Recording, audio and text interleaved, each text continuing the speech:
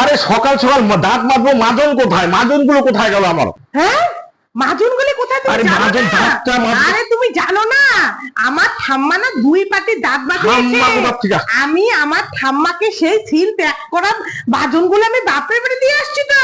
তা আমি তুমি জানো না, আমি সব কিছু আমার বাপের বাড়ি দিয়ে আসি। তুমি তো এইটাই তার মানে বলতে চাচ্ছ, তুমি সকালবেলা উঠে এটাই বলতে চাচ্ছ যে মাজন কোথায়? আমি বাপের বাড়ি মাজন দিয়ে আসছি।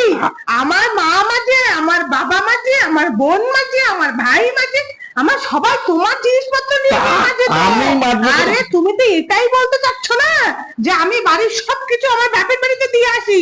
তুমি আমাকে আর কত হয়ে বুঝাবো? আমি আমি আর থাকবো না এই যে, আমি আর থাকবো না। আমার আর ভালো লাগে না এই সব। আমার আর সবসময় এই কথা শুনতে আর ভালো লাগে না। আমি থাকবো না। আরে মাজন, আমি দাঁতটা মাজবো, মাজন কোথায়? হে ভগবান, মাজন কোথায়?